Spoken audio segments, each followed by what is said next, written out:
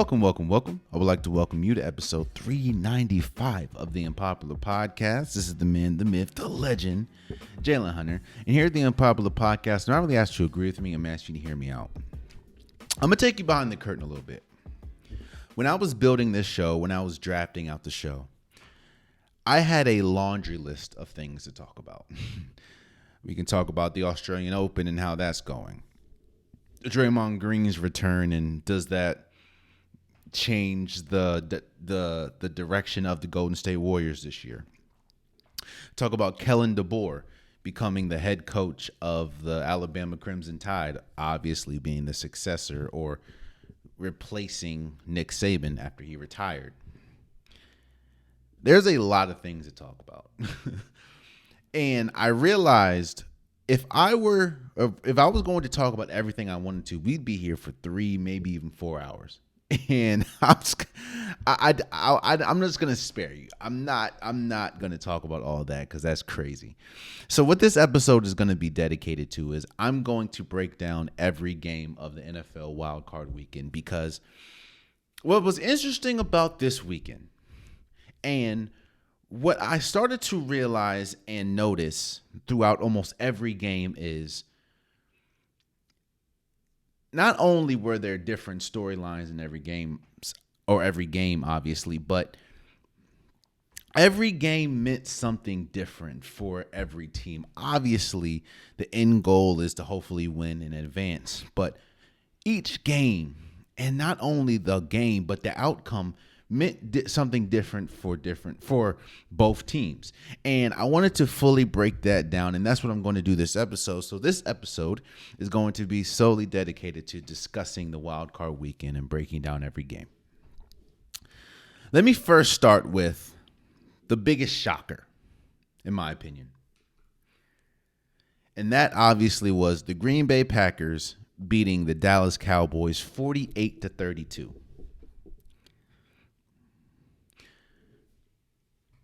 I talked about this briefly last episode, but I, myself, need to put some respect on the Green Bay Packers name.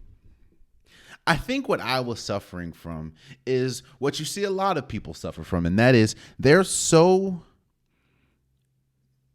slow to get off their takes because they just want their takes to be right. And there could be a little bit of evidence to warrant your take being right, but there could be more evidence or new evidence that steers you elsewhere. And what do I mean by that? Going into this season, I thought that the Green Bay Packers were going to struggle mightily. Obviously, it's the Green Bay Packers are used to having a very seamless regime change from Brett Favre to Aaron Rodgers. And that usually doesn't happen. You look at what's going on with the New England Patriots from, Tom Brady to whatever they have now. Those are usually how movements and regime changes like that go. It's never really as seamless as Brett Favre to Aaron Rodgers. And going from Aaron Rodgers to Jordan Love, I thought that they were going to struggle, and especially when you look at and listen to the reports that were coming out of training camp. There's always a cause for concern, in my opinion, when you have two drastically different reports coming out of camp. When you have some people saying that Jordan Love, there's not going to be a drop-off at all between how the team looked with Jordan Love and how they looked with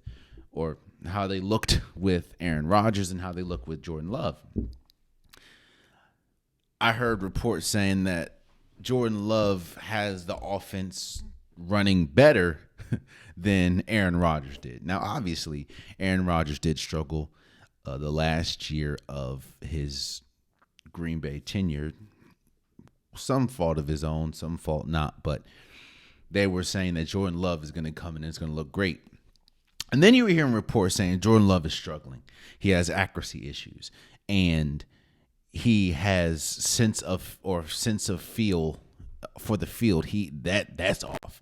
So Going into the season, there were a lot of conflicting reports about how this Green Bay Packers offense was going to run. Now, going into this season, you did think that the one calling card that the Green Bay Packers were going to be able to lean on was their defense. They struggled last year, obviously defensively, but you thought with the names that they have that it was going to be a turnaround this year. And early into the season, it looked exactly how I thought. Green Bay struggled offensively. Jordan Love, he would get a lot of empty calorie yards. He did have accuracy issues. The offense just didn't, it looked good, but he also had high turnover rates. It was just bad. And I thought, okay, what I thought was correct. Jordan Love is struggling. It's going to be a long season for the Green Bay Packers. But what I failed to do is I failed to incorporate the new data. I failed to incorporate the new information that we were getting about this Green Bay Packers team. To the point where I look up and I'm like, wait, are the Green Bay Packers really about to be in the playoffs? Like, in the playoffs? Over the last, I think 7 games or something like that. Jordan Love has 27 touchdowns to 1 interception.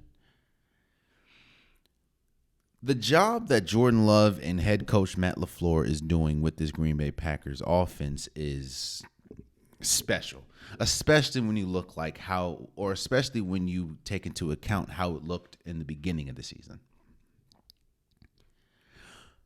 But let's bring it to current tense.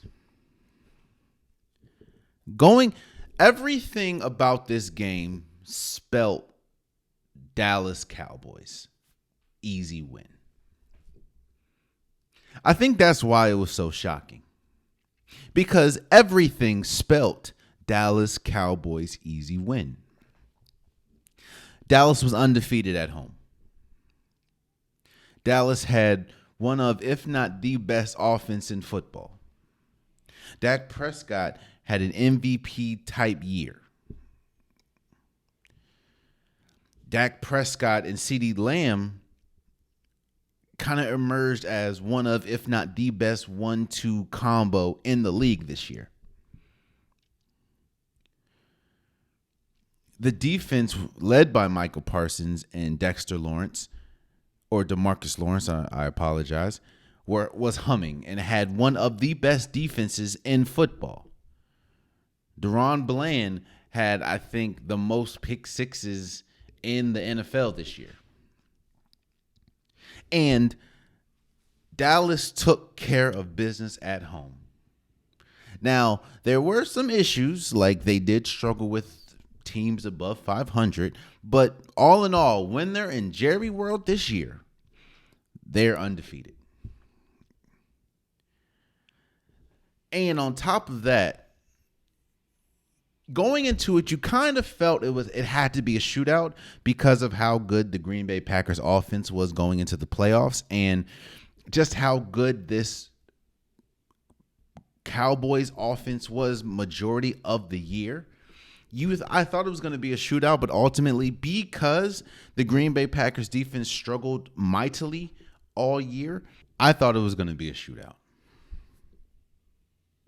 But ultimately, because the Green Bay Packers defense struggled all year, I thought it was going to be, I'm not going to say an easy win for the Dallas Cowboys, but I thought that they had the best path to at least making it to the NFC Championship. And one storyline going into this game was, can this be the year? I'm not one to believe in curses. I don't believe in curses. But obviously in sports, there is a tradition of curses. There's a tradition of this team is cursed because of this. This team is cursed because of that. And while I am not one to believe in curses, I do believe that Your record is your record. And whatever we're talking about, your record is your record.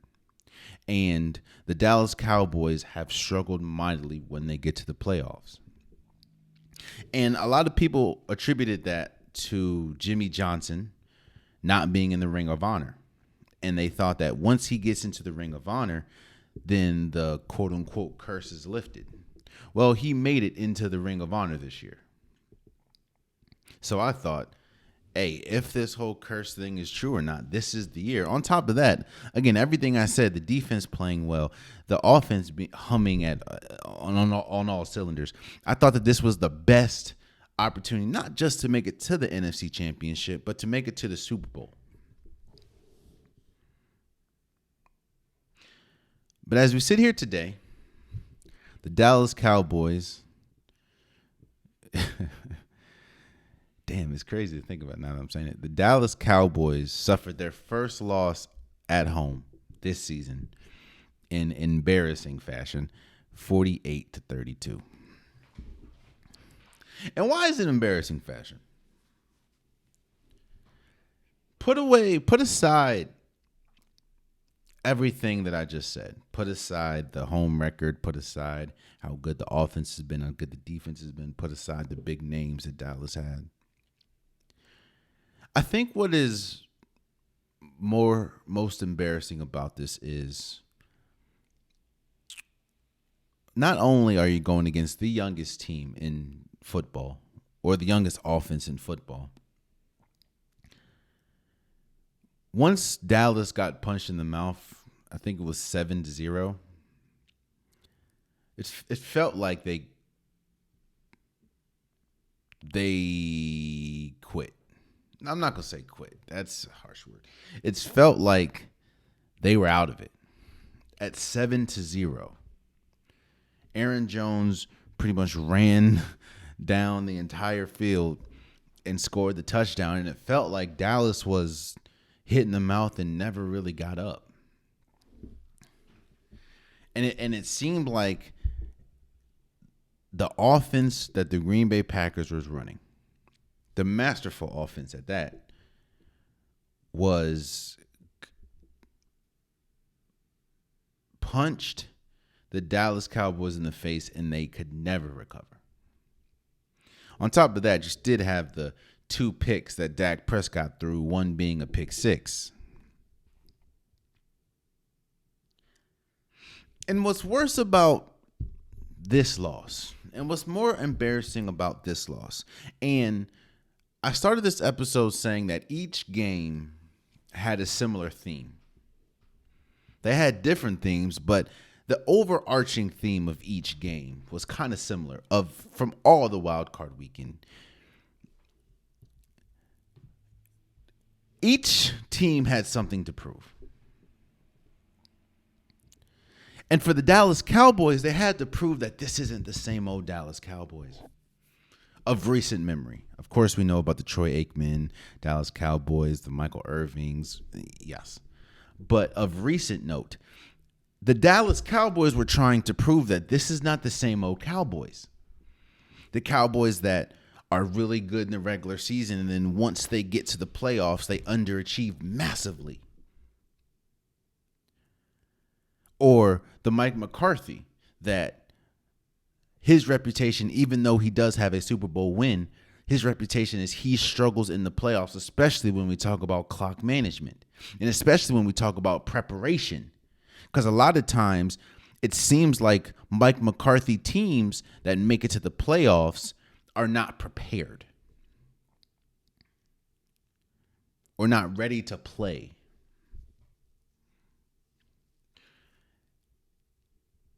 And when I talk about embarrassing, the worst part about this loss is every concern.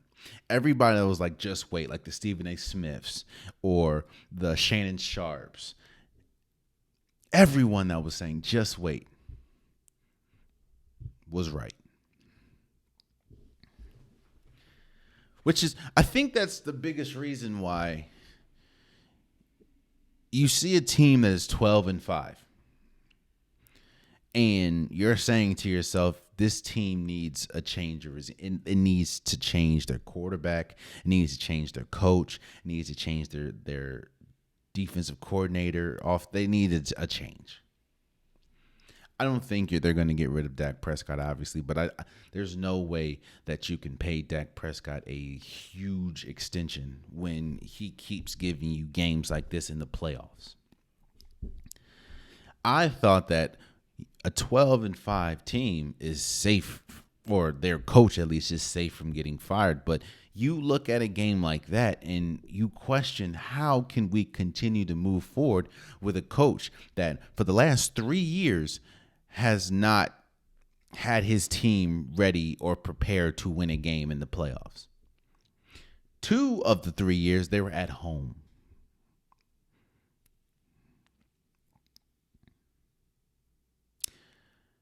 What the Green Bay Packers proved was they are prepared.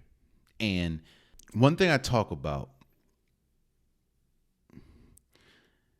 and I'm going to get to the Eagles in a second because they were the complete opposite.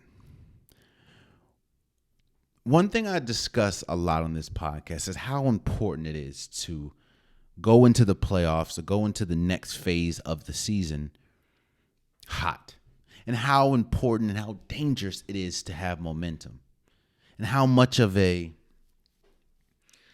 not going to say cheat code, but how much of I'm not going to say cheat code, but how it's such an advantage to have momentum going into the playoffs. And what the Green Bay Packers wanted to prove is, just because they're young, just because they started the season poorly, just because, Jordan Love is inexperienced in the playoffs, that what we saw the ending of the season wasn't it wasn't just a fluke, but they can go into Jerry World and win. This was the defining game of the weekend, because I think this was the one game that it was shocking to see, or shocking to expect a different outcome. It was shocking that this outcome happened. Of course, I laid out every reason why, obviously, but it was shocking. The Green Bay Packers dominated at every level of the game. Jordan Love, 272 yards, 3 touchdowns. Aaron Jones, 118 yards, 3 touchdowns. Romeo Doubs, 151 yards, 1 touchdown. Dak Prescott threw it, pick 6. The defense was humming. The Dallas offense looked lost the entire game.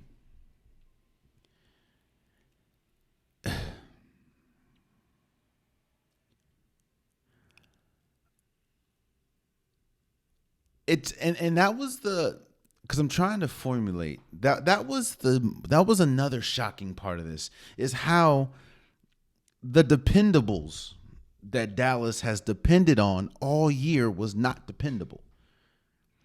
How Dak Prescott, even though he hasn't been a world beater against good teams, his offense was dependable this year, or his connection with CeeDee Lamb was dependable this year, or Michael Parsons' play was dependable this year.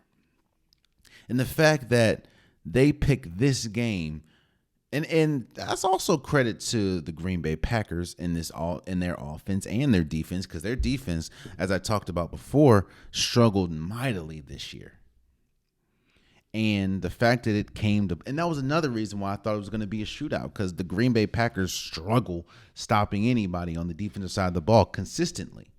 So the fact that they look like the dominant team, they were the dominant team in this game. And as you look today, obviously in the grand scheme of things, the Green Bay Packers go on to now have to face the 49ers, and the Dallas Cowboys are left with more questions than anything. Like, there's no way. Now, again, I'm not one to call for a coach's job. I've talked about this before. Unless they really deserve for their job to be gone. But I'm not one to say, hey, he needs to go. That's no.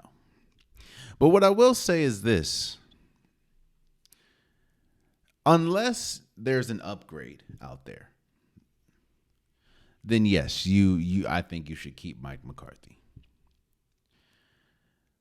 And there are upgrades out there. I mean, this is one of the richest coaching free agency pools we've seen in a while, from Bill Belichick to Jim Harbaugh to Pete Carroll. This is a rich free agency market for coaches.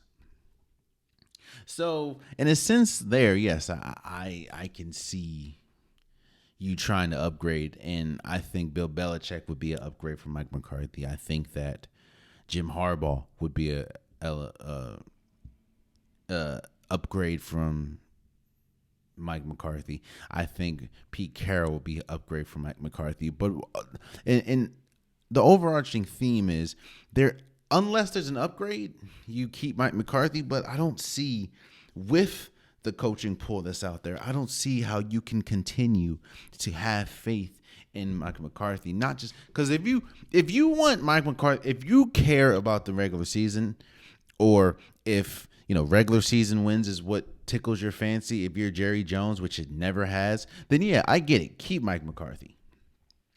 But again, this is the third year in a row that the Dallas Cowboys just look inept in the playoffs. Now, you can say the one year that they lost, I think, by 3 to the 49ers.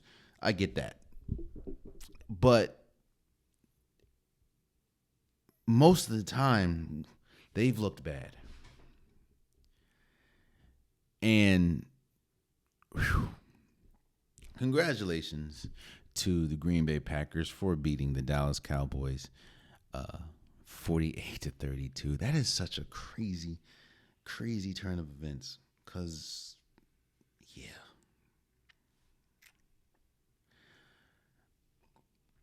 The theme of this episode, obviously, is Wild Card Weekend. But the theme of this episode is having something to prove. Each team had something to prove. I talked about that just now. I also talked about momentum and how important it is to go into the season with momentum.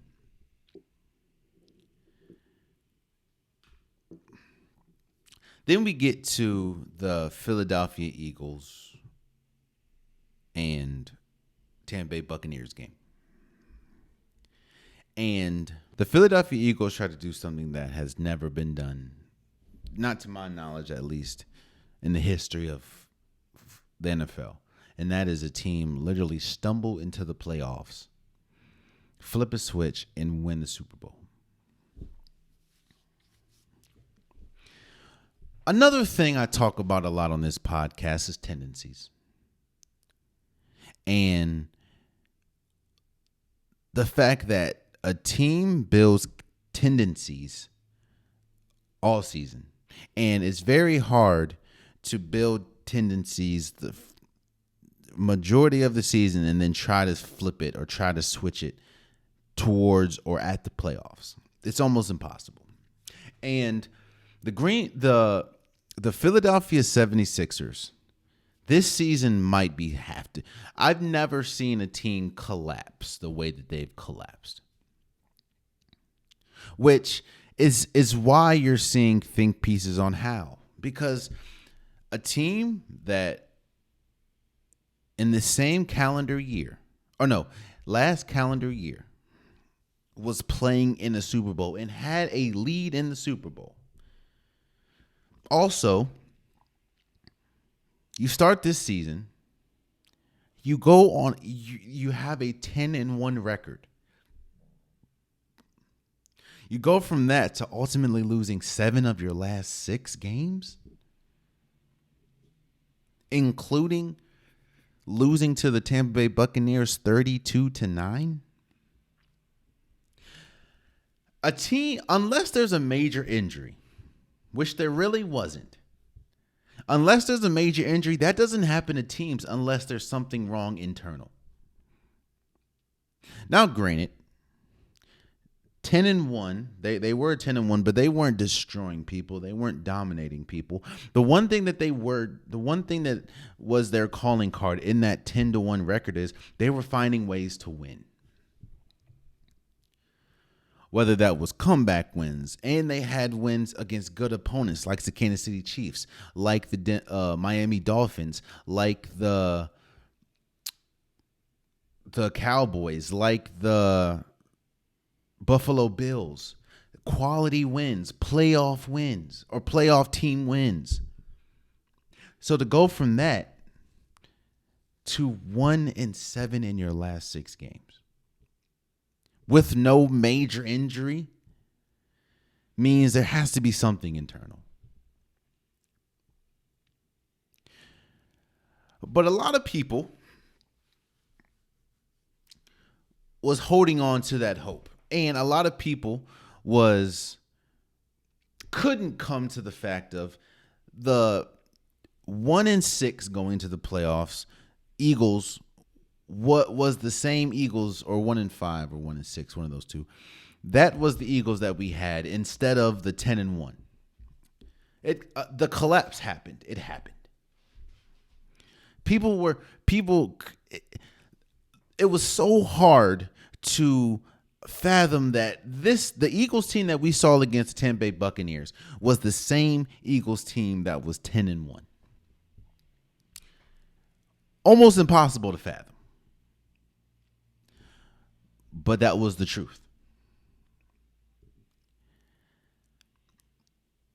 When you looked at this game,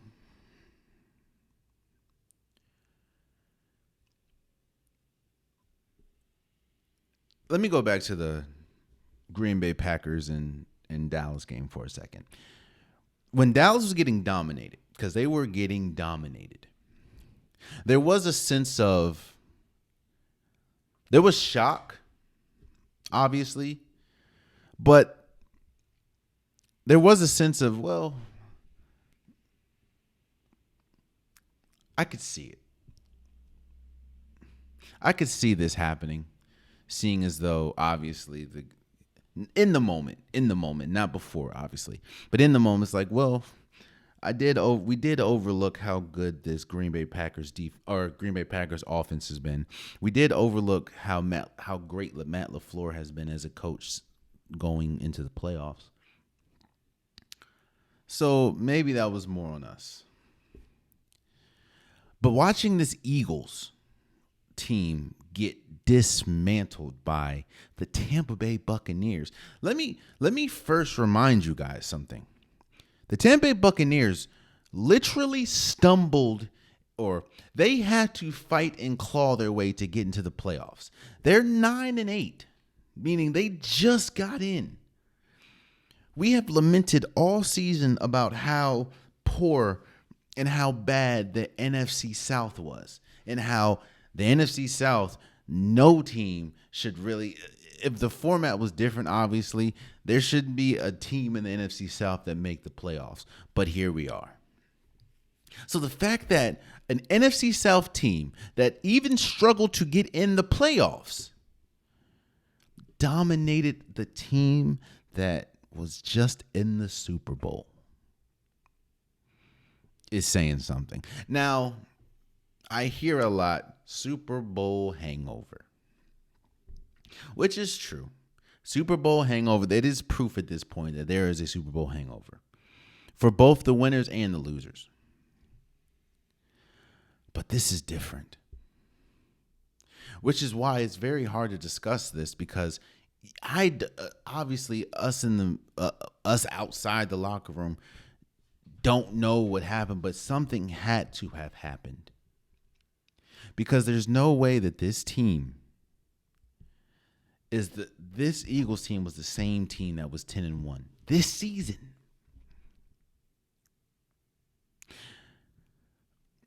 But let's discuss this Eagles team that we saw. That 1-5, 1-6 record coming into the playoffs was them. Their defense has struggled mightily all season. They couldn't stop a soul majority of the season, but it was really paramount the end of the season. They fired their defensive coordinator mid-season and replaced him with Matt Patricia. He didn't really make much of a difference, and I think that's also because it's very hard to learn a new system literally at the end of the season. A lot of the people that they depended on, whether that's Bradbury, whether that's Boyd, they were bad. They couldn't stop the run to save their life. Even with Jordan Davis and Jalen Carter, they couldn't stop the run at all.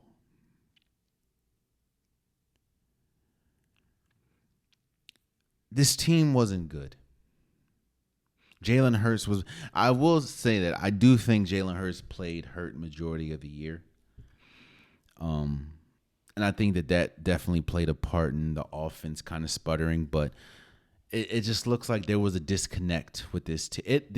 Watching this team, it looked like you were watching a fractured team. It looked like you were watching a team that did not want to play with each other. When you have Dallas Goedert yelling, I don't know if it was at Jalen Hurts, but it looked like how it was filmed. It looked like he was yelling at Jalen Hurts on the sideline. When you have Jalen Hurts looking just stone-faced, even though that's kind of his thing. It was just a bad look. I understand the Tampa Bay Buccaneers were at home, but they dominated the Eagles. The Eagles did not look like they deserved to be on the field. Now, I understand A.J. Brown wasn't playing, but still. This is deeper than A.J. Brown not playing. There is something fundamentally wrong with this team. And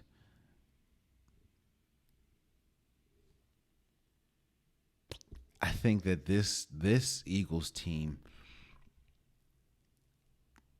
has much more questions than answers going into the offseason now. I mean, because you thought getting Shaq Leonard would help. It didn't. Even though he wasn't supposed to be a huge piece, you thought that getting Julio Jones would help. It didn't. You thought that some of the Howie Roseman was getting free agent after free agent, trade after trade, Georgia Bulldog in the draft after Georgia Bulldog, and it was such a ugly ending. Ugly ending.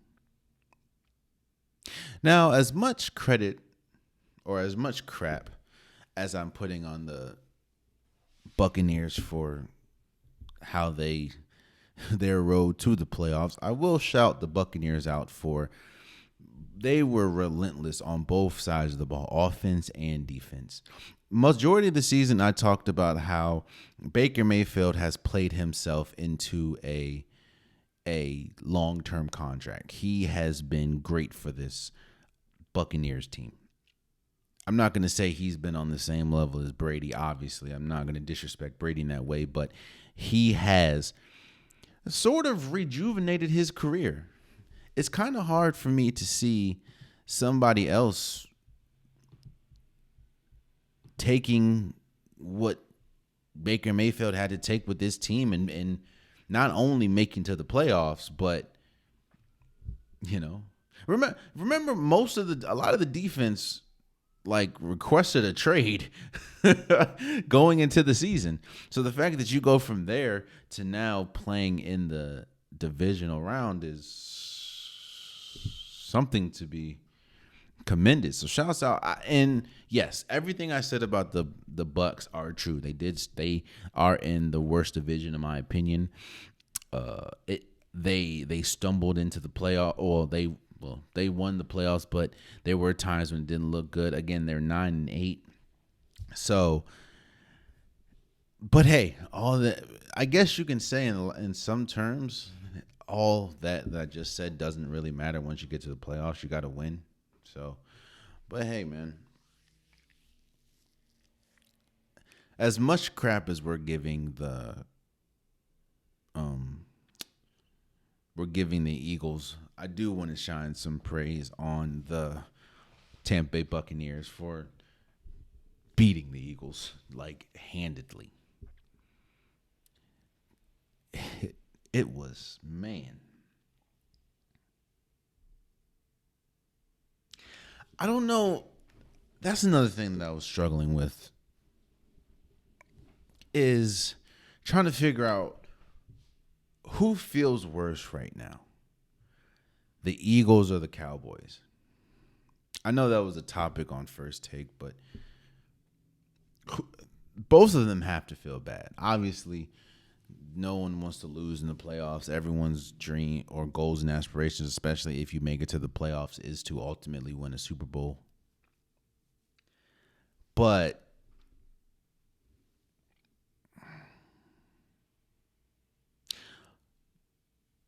both of them, one loss is shocking.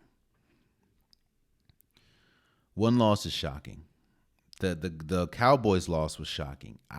There was no avenue in which I could see them lose that game, especially the way that they lost it.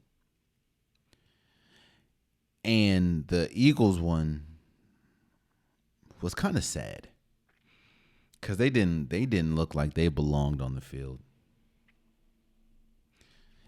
And unfortunately, that's Jason Kelce's last game. He retired at the end of the year or at the end of the game.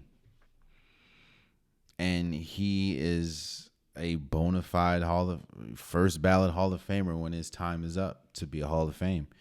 I think Pro Bowler 7 years, All Pro 6, I believe. One of the greatest centers in football history. Super Bowl champion. Jason Kelce, which sucks that that's how he had to go out, but Jason Kelce, he can still play. It's just, and one thing that people don't talk about a lot is there are times when you just don't want to play anymore. You know, things are not everyone can be Brady, not everyone can be Braun, not everyone can play for 15, 20 years, especially when you're an offensive lineman / center. And Jason Kelce is one of the best centers in football. Was one of the best centers in football. And shouts out to him, even though I do wish it would have been on a happier note, obviously. Shouts out to Jason Kelce for an incredible Hall of Fame, for sure, worthy career. It just sucks that the Eagles looked as bad as they looked. The next game I'm going to talk about is the Kansas City Chiefs and the Miami Dolphins. This game meant everything to the Miami Dolphins. Again, I understand that every team wants to win, and we're going to talk about the Kansas City Chiefs in a second, but this game meant everything for the Miami Dolphins. Which is why I was in one part of my mind I was shocked. The other part I wasn't. The narratives I guess I'll say narratives at this time. The narratives going into this game, none of it was positive or beneficial to Miami. The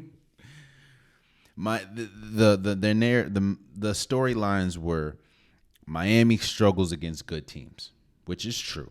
And that's another thing. It's yes, they're narratives and yes, they're storylines, but there is proof, obviously, when we talk about history as far as the regular season, to enhance and to draw or come to these conclusions. But Miami struggled against good teams. They struggled against solid defenses. Tua Tagovailoa struggles in big situations. And Tua's struggles in cold weather. All those storylines were going into this game. And I already thought that it was going to be a daunting task for the Miami Dolphins, seeing as though they were out 6 starters. But Miami needed, I'm not saying they had to win. Obviously, the goal is to win and lose, but you don't have, not all losses, not all wins are the same. So I don't think Miami had to win this game. They just had to be in the game. And when I mean in the game, they had to look competent. They had to look like they were on the same level as the Kansas City Chiefs.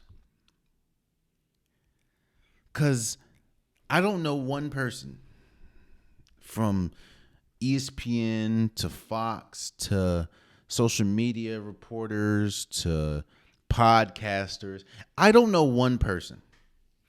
It was even Dolphins fans. It was very hard for me to find one person that definitively felt that the Dolphins were going to win this game.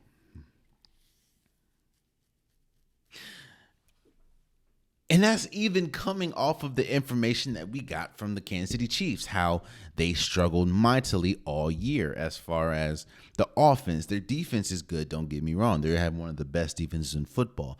But offensively, they just couldn't get it right. The relationship between Patrick Mahomes and the wide receivers, they struggled mightily all year. And we talk about switches, is very, if there's any player in the history of football that can turn on a switch, it is Patrick Mahomes. But it just didn't look, the Chiefs led the league in drops. It just was by a long shot. If there was any game for the Dolphins to win, it was this one. And I didn't see a soul that definitively picked the Dolphins to win.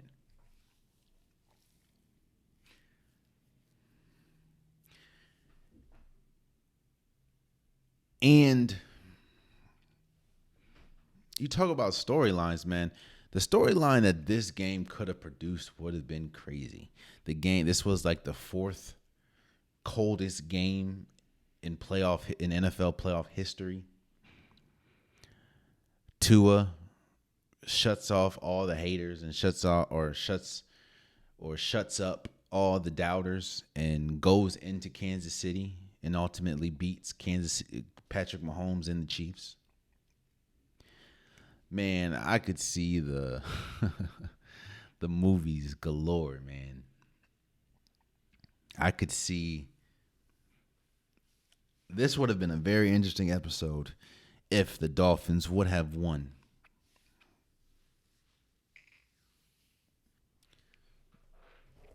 So obviously, they didn't win, seeing as though we're here.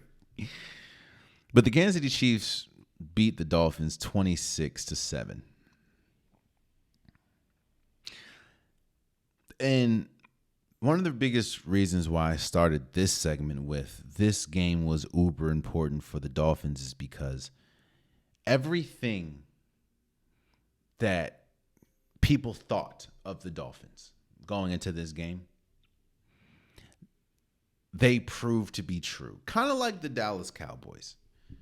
You had some people saying, oh, just wait. The Stephen A. Smiths, just wait. They're going to disappoint you. They're going to do this. They're going to do that. They're going to wet the bed in the worst moment possible. A lot of the concerns that the Dolphins have going into this game, they answered in a resounding yes. Tua was terrible. 20 for 39, 119 yards, 1 touchdown, 1 interception. And honestly, stats don't tell the whole truth because he wasn't that good either. The team started drawing plays up in spite of Tua because they didn't trust his arm. The running game was no better. Raheem Mostert had 33 yards, Tua was the second leading rusher with 25. And Tyreek Hill had 62 yards, and one of them was a busted coverage that he had to weave around a bunch of people. The Dolphins look like, kind of like the Eagles, they didn't deserve to be in this game. I understand cold is cold. Let's be real. Cold is cold. I have been on record saying that I prefer the cold over the heat because when you're hot, you're just hot. Like, there's only so much you can take off and you're hot. But when you're cold, you can put in layers. You can put on hoodies. You can put on jackets. You can put on hats. You can adapt to the cold. So when you're playing in -4, -5 degree weather, but the wind chill makes it feel like -26, -27, you're cold. There's no way around that. That's when you have to be mentally tough. That's when you have to mentally tell yourself it's not cold, or mentally tell yourself we're going to get through this. And you know what the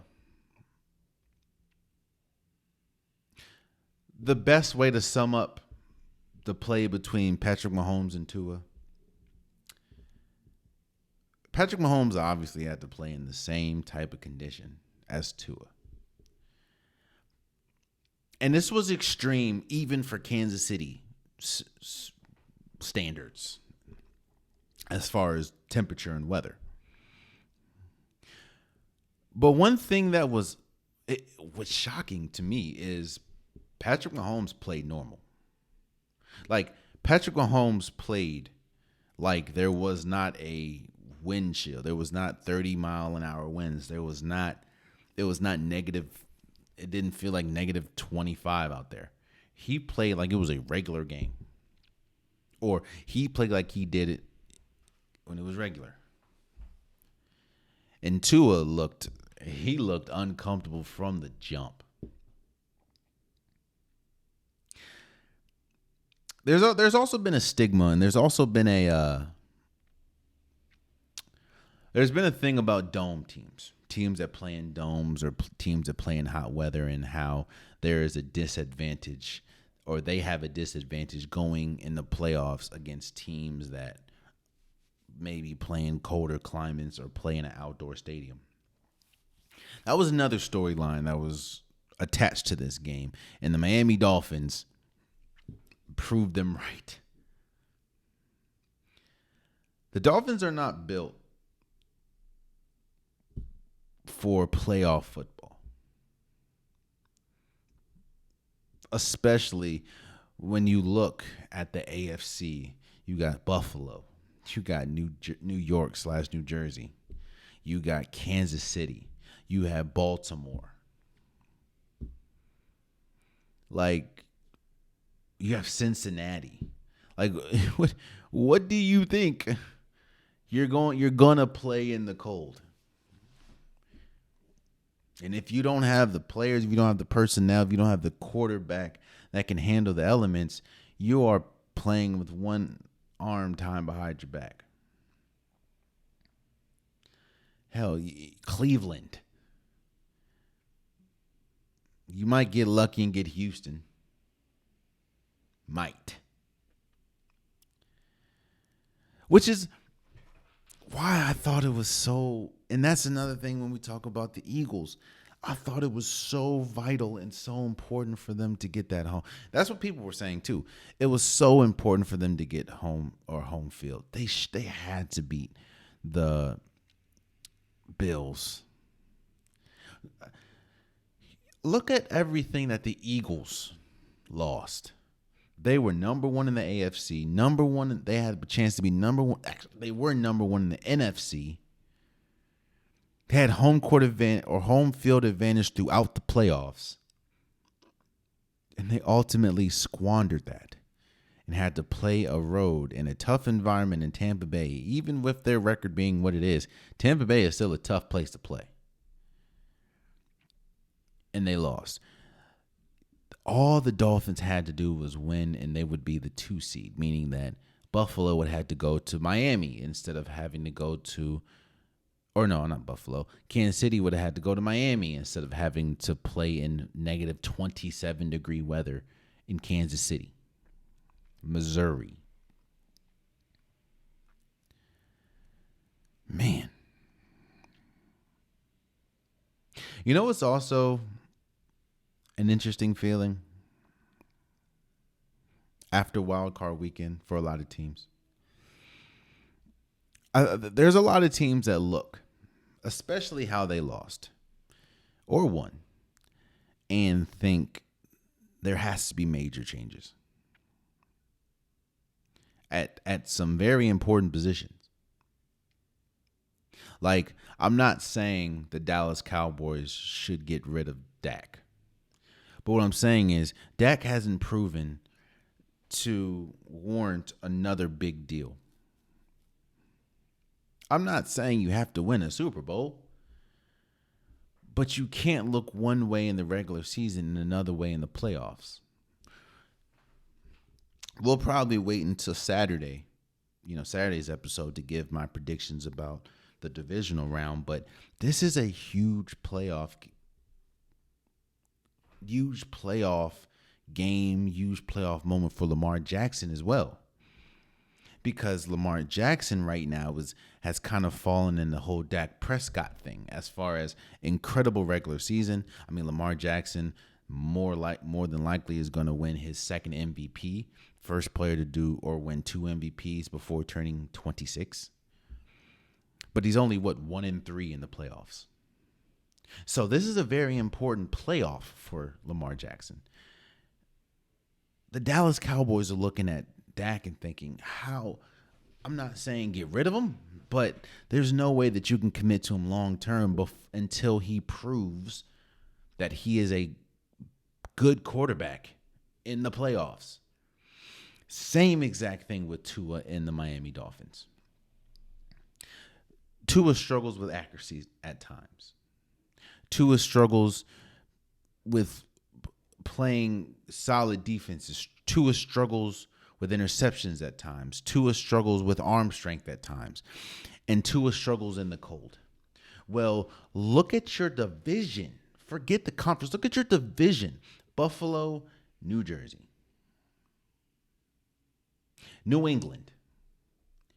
Cold, cold, cold. How can you, what has Tua shown consistently that thinks that he is the quarterback that can get you over the top? Because trust and believe. Like, imagine, somebody said that. Imagine if Patrick Mahomes had the weapons that Tua has. Imagine if Patrick Mahomes had Tyreek Hill again. Imagine if he had Jalen Waddle. Imagine if he had Devon Achane. Imagine if he had Jeff Wilson. Imagine if he had Raheem Mostert. You think all that wide receiver issues would be happening with just imagine if Patrick Mahomes had those weapons. Whether you played in Miami or not, we ain't worried about no cold. That is undoubtedly the best offensive weapons in the league. And you only score 7 points against a team that has struggled offensively majority, if not all, of this season? As a Miami Dolphins ownership, front office, how do you look and say, yeah, we have the quarterback of the future for sure? You can't. It's almost I'm not saying get rid of Tua, but what I'm saying is there are going to have to be hard decisions and hard conversations made soon. And when you look at the draft, it would behoove you not to look, especially this year. This is a deep draft when we talk about the quarterback position. And if Tua hasn't proven that he can lead a team to playoff success, the last time he did that was the quarterback. He was Alabama's quarterback. And even that, Jalen Hurts got them there, and Jalen Hurts got benched. And Tua just finished the job. So Let's talk about Kansas City for a second before we move on.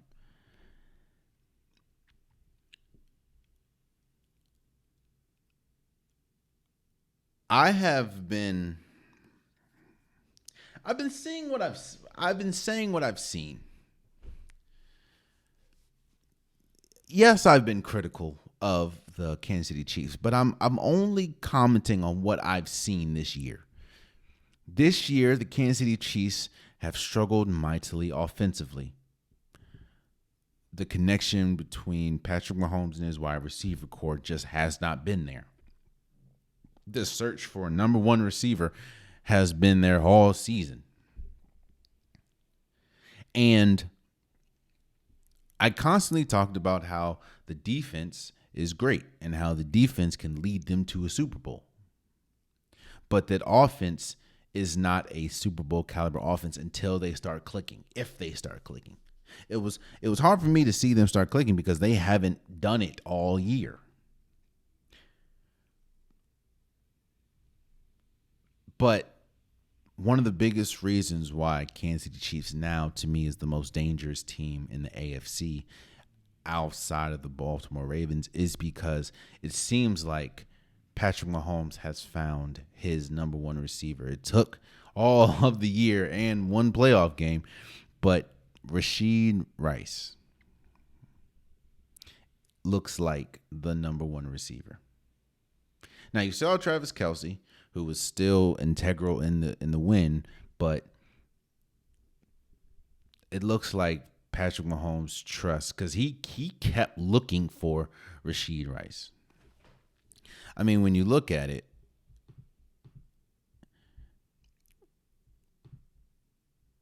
Rashid Rice had 8 receptions for 130 yards. Patrick Mahomes threw for 262. Mind you, this is a 30-mile-an-hour wind gust. Right now, the Ravens, in my opinion, is the best team in the AFC from top to bottom. But when you have a Patrick Mahomes that has faith in a number one receiver, and you saw Travis Kelce, even though Travis Kelce hasn't been great all year, and he even did drop a pass in the game, but he 7 receptions for 71 yards. It's going to be a tough out for anybody that has to play them. And again, I'm going to give my predictions on the divisional round next week or next episode, but yeah. Shouts out to the Chiefs for beating the Dolphins 26-7.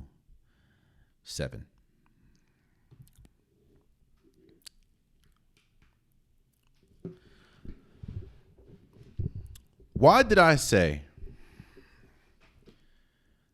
the Houston Texans had a shot of winning? I said that the Houston Texans had a shot to win because you were playing against a quarterback in Joe Flacco who had an incredible story, incredible run, but turned the ball over. He led the league in turnovers since entering the league, I think in week 10. I also said that you don't know what you don't know. And the Houston Texans weren't not supposed to be here. CJ Stroud's not supposed to be this good his first year. DeMeco Ryans isn't supposed to be that good of a coach his first year. A team that struggled mightily on all facets of the game last year shouldn't be this good or shouldn't have multiple units this good. But they're there, and being there, you have a shot. Well, the Houston Texans beat the Cleveland Browns 45-14. Complete domination. And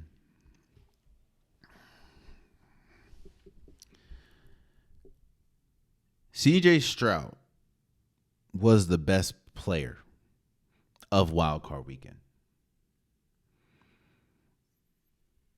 16 for 21, 274 yards, 3 touchdowns, no interceptions. CJ Stroud, he's gotten to a point where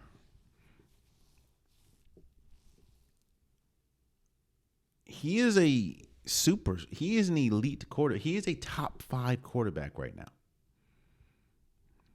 You can make a strong argument that it's top 3.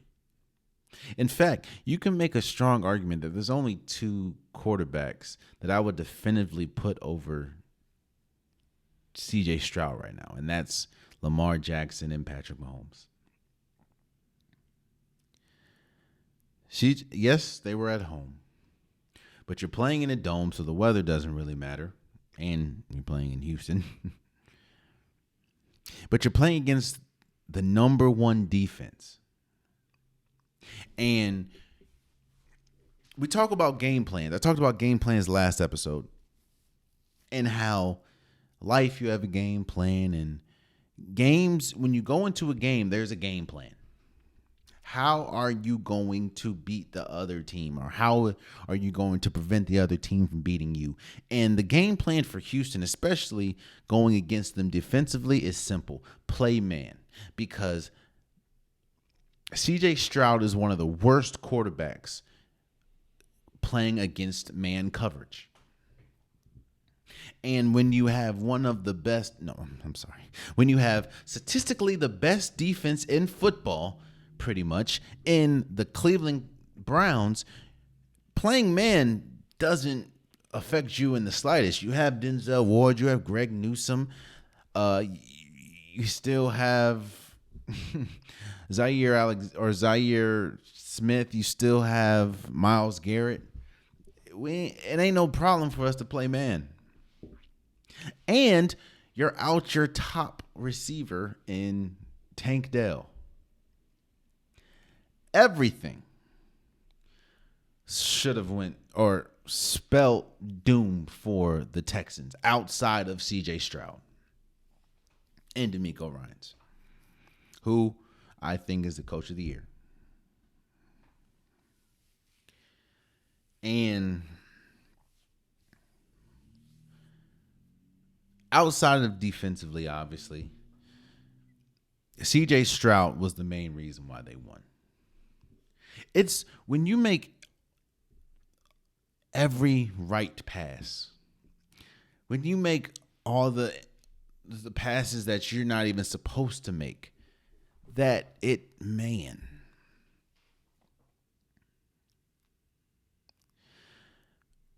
understand, obviously, one was much younger than the other, and one was literally on the couch to begin the season. But it was crazy how different CJ Stroud looked to Joe Flacco in this game.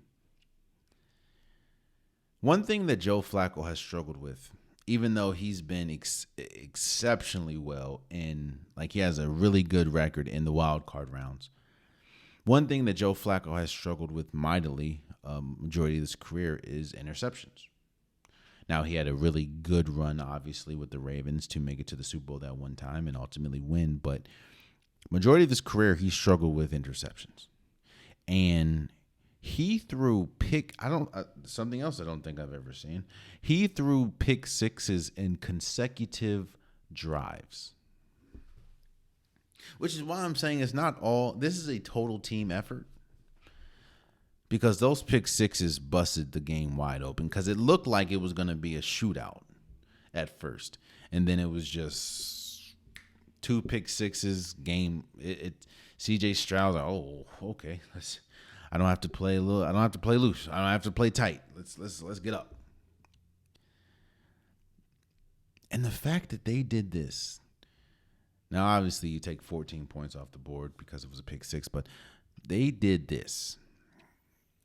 If you want to take 14 points off, they scored 31 points against statistically one of, if not the best defense in the league, with a reigning MVP candidate, reigning Defensive Player of the Year candidate in Myles Garrett.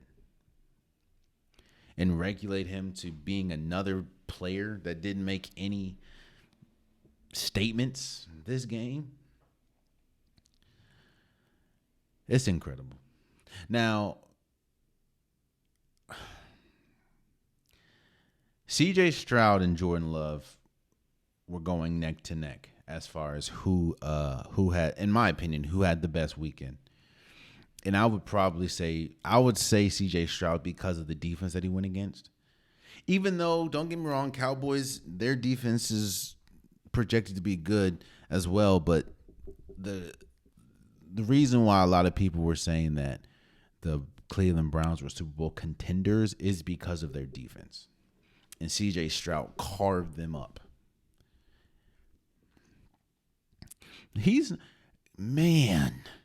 CJ Stroud is not supposed to be this good, at least this soon. Which is really you know how much pressure CJ Stroud right now is putting on not just Bryce Young, but the Carolina Panthers organization. It's not even pressure at this point. Let me rephrase that. How bad they look now. Now, I'm on the side of saying that Bryce Young can matriculate and Bryce Young can improve. It's going to take a lot around him, but he can improve. And I think that Bryce Young can get to a point where CJ Stroud was or is right now. But it's just the way that the Carolina Panthers played this year compared to how CJ Stroud and the Houston Texans have played, and the fact of one made a trade to jump the other, it is bad. Man.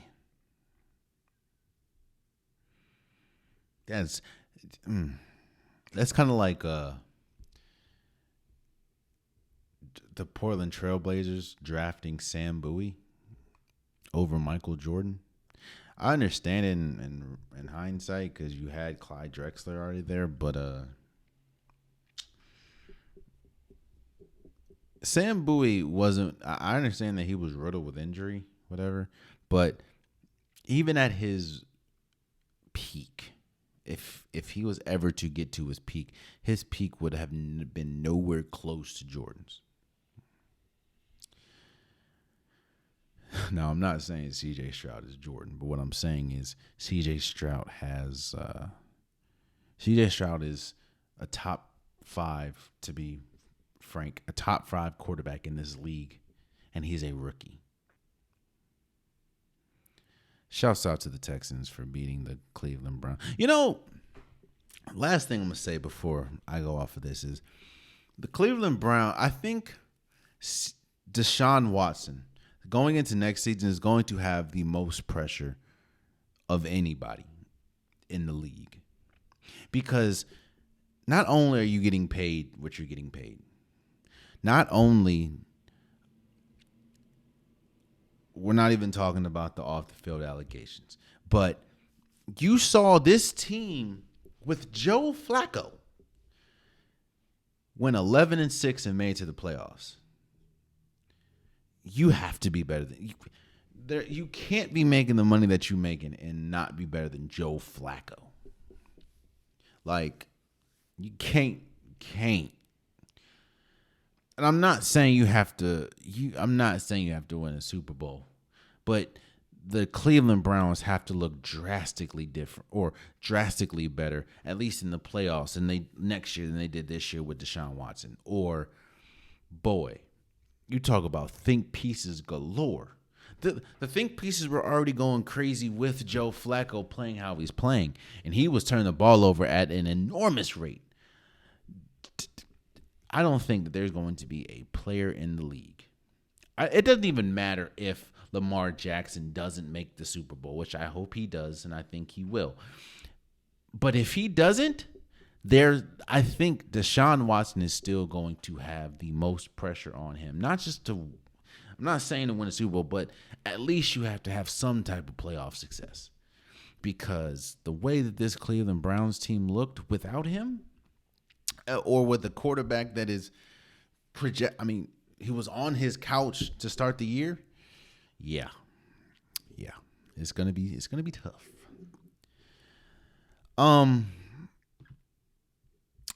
I guess I'll say arguably the best game of the wild card weekend. And that was the Lions beating the Rams 24-23.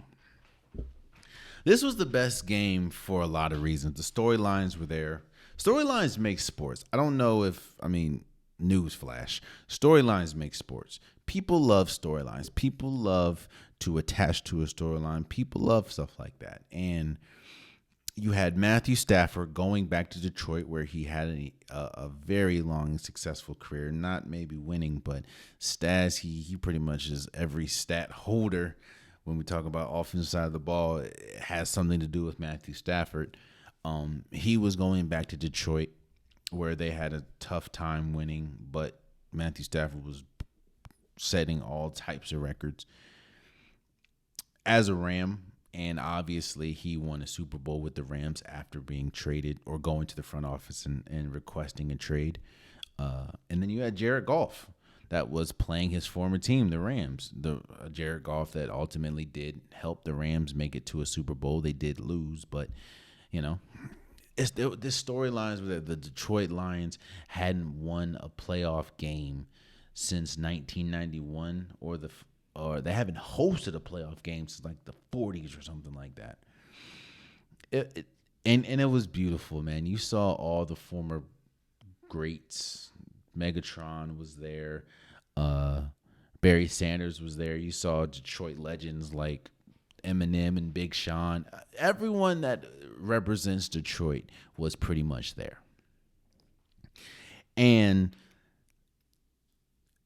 exactly how you would want this game to go is exactly how it went. Outside of possibly, if you're a Rams fan, obviously you would want the Rams to have won, but Matthew Stafford was incredible. 25-36, 367 yards, 2 touchdowns. Puka Nacua had 9 receptions for 181 yards. He broke DK Metcalf's record for the most reception yards in a playoff game by a rookie. And Jared Goff, 22 for 27, 277 yards, 1 touchdown. And Amon-Ra St. Brown had 108 or 110 yards. This was a great game.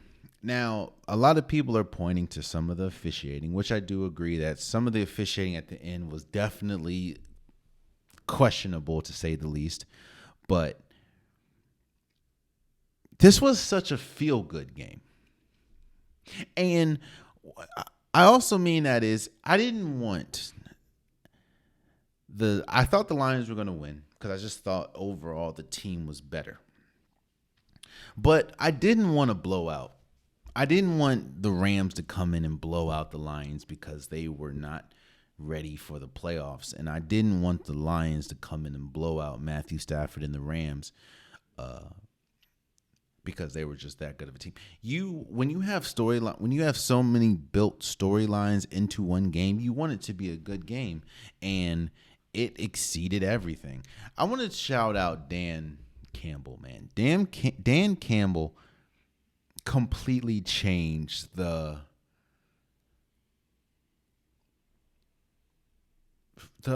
makeup of this Detroit Lions team. The Detroit Lions you talk about, if you believe in curse, you talk about sports curse, you talk about just not. This franchise is 0-16. Like, there's really, outside of a couple players, there hasn't been any goodness from this organization. And Dan Campbell completely turned that around. If you look, this team is a Super Bowl contender. I don't think I've ever, even Calvin Johnson is my favorite football player of all time to watch. Not one time did I think, oh, this team is a Super Bowl. Even with Matthew Stafford, I said, oh, this team can win the Super Bowl. Not once. I can see it with this team. And that's because of the formula that Dan Campbell has incorporated with this team. And it was a great game, man. Again, you can point to some of the officiating that I do think that some of it did sway how the game went at the end, but this was a great game. And Matthew Stafford played great. Shouts out to the Rams. I think that I am interested to see what happens going forward with someone like Aaron Donald. I think that he has like maybe 1 year left in his deal, but he's kind of getting up there in age, even though he was great. And Matthew Stafford. I mean, Matthew Stafford, every year he gets like battered and bruised, man. There was multiple times where they had to help him off the field, and he just went back for the next series. And Matthew Stafford has proven to be one of the most accurate passers in football, especially when we talk about passing angles and arm angles, throwing angles. He does it all. And just shouts out to this Rams team, man. The fact that how no one had expectations for them, especially, an aging roster going into the season. Cooper Kupp was hurt. No one expected them to be this good. And a lot of people had them beating the Lions. I'm just glad that it was a good game. Shouts out to the Lions. The new and improved Lions for beating the Rams 24-23.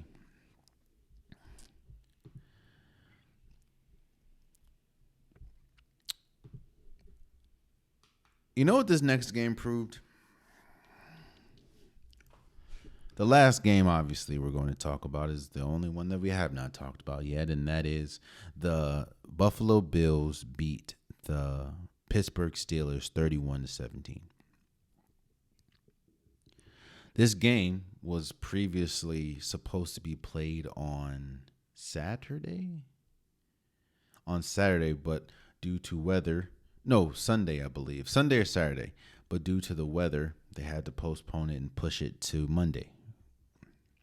There was a huge blizzard, snowstorm. They got up to like 3 feet of snow. The field was clear when they played on Monday, but the stands still had a bunch of snow. You had people throwing snowballs and stuff. It was a crazy scene. But you know what? This game, if you ever had a question of how important a quarterback was to a team, this game proved it.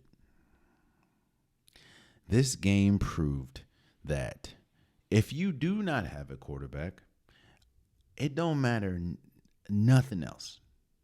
If you don't got a quarterback, you don't have a chance. Especially when you're going against a team that is very sure in their quarterback.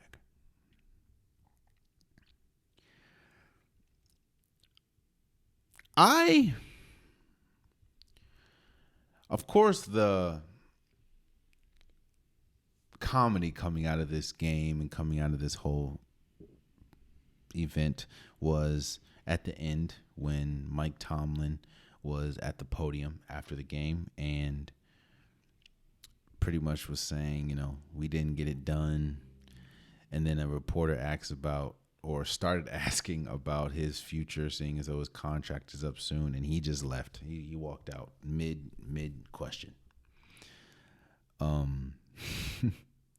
And I do think it is interesting, or it will be interesting to see what happens with Mike Tomlin in the upcoming days.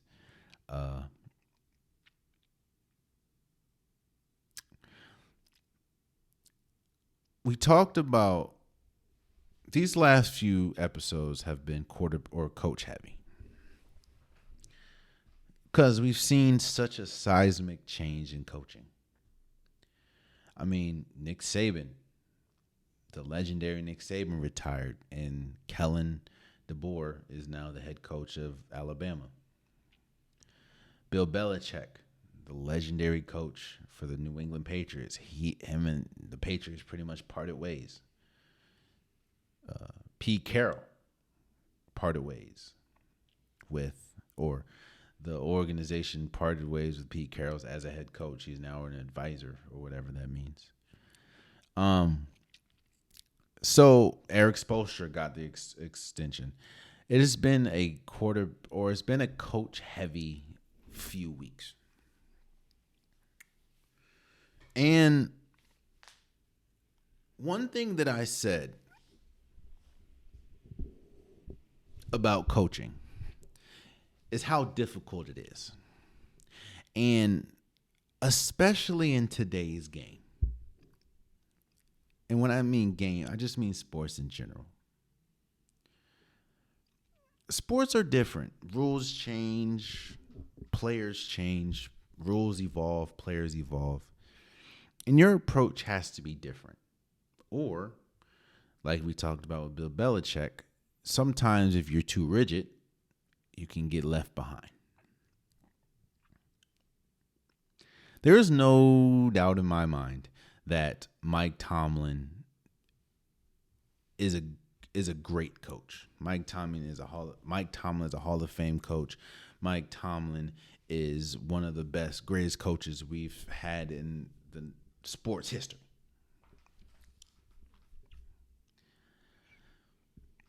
But when you look at the Pittsburgh Steelers play,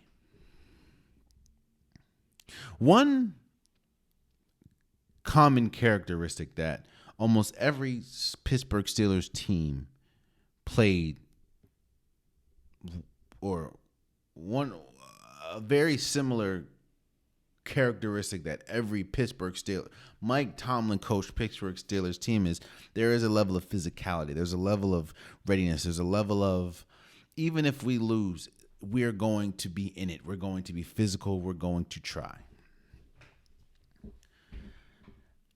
And there's been multiple times, including this game, that it looks like the Pittsburgh Steelers, for lack of a better term, quit. Now, I understand that TJ Watt didn't play, and that was a huge factor, but when you miss so many tackles that they missed, or just completely, and these are key players like Minka Fitzpatrick, just completely whiff on tackles. And then you have your offense sputtering. It feels like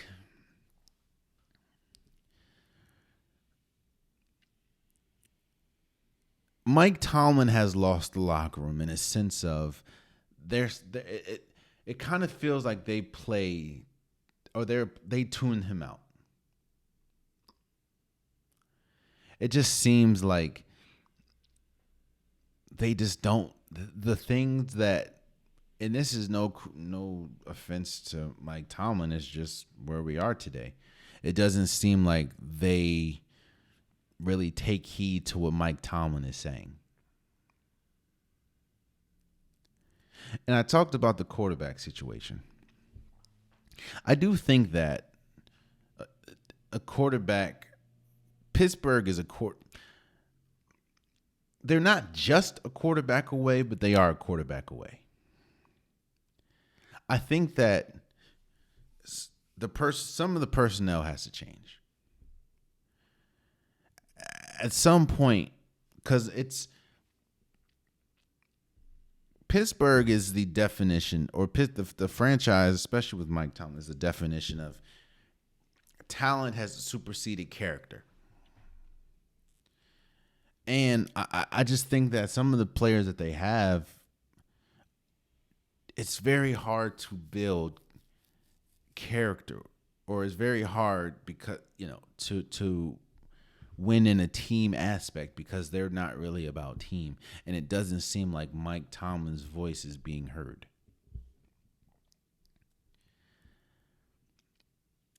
And on top of that, the struggles of not having a quarterback just seeps through the entire team. When you see George Pickens upset, and Deontay Johnson upset, and Najee Harris upset, and Jalen Warren upset, it's just, I thought because of the weather and conditions that Pittsburgh had a shot. But the fact that you turned the ball over, I think they had like 4 turnovers. Let me check.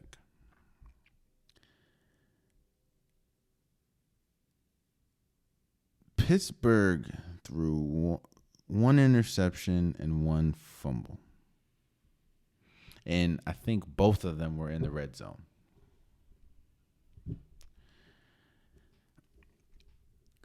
Shocker. Mason Rudolph ain't it. Kenny Pickett obviously not it if Mason Rudolph beat him for the starting position. Now, I am interested to see, because I do think that Pittsburgh would be a perfect place for someone like Russell Wilson.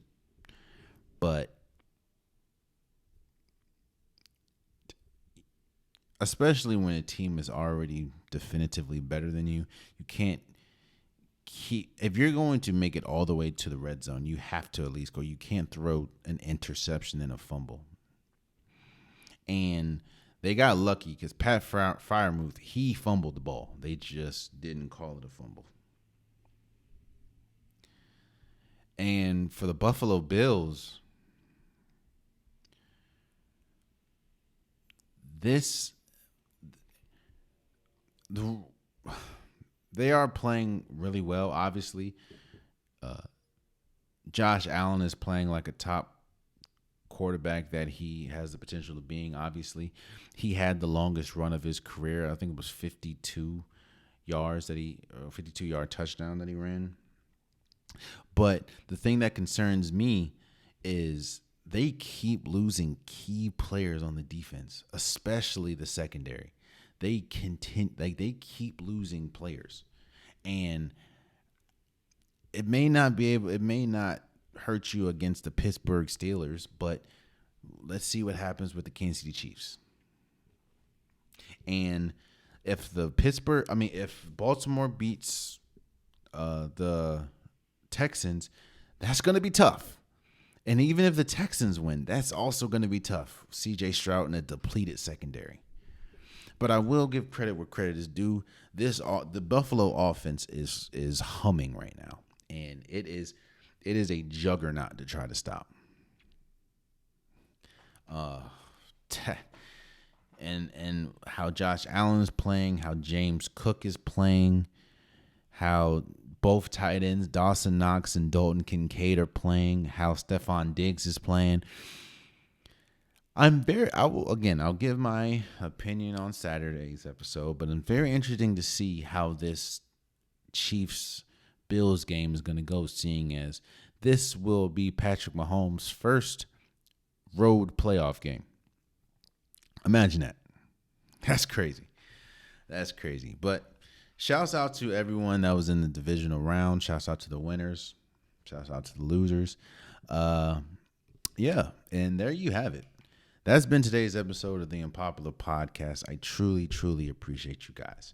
If you want an Unpopular Podcast shirt, hoodie, sweater, long sleeve joggers, the link is in the description below. I have multiple different colors, multiple different designs. So get your Unpopular Podcast merch today. Also, please subscribe to the YouTube.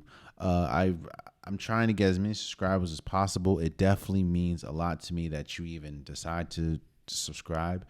It's continuing to grow, which it's an honor. Tell a friend to subscribe if you like the content. Also, subscribe to the DSPs, because I understand that some of my audience only watch on YouTube. Some of them only listen on DSPs. No one is better than the other. I appreciate all of you guys. Please subscribe to the DSPs, whether that's Apple Music, whether that's Spotify, SoundCloud, Pandora, wherever you listen, please subscribe. It definitely means a lot to me. And also, please follow the socials. Follow Instagram, follow TikTok. I post pretty much daily there, and that's probably the quickest place where you can reach me. Just keep it respectful, because I understand that not everyone agrees with what I say. Keep it respectful, and we'll talk. We'll debate. I have no problem with it. But until next time, much love.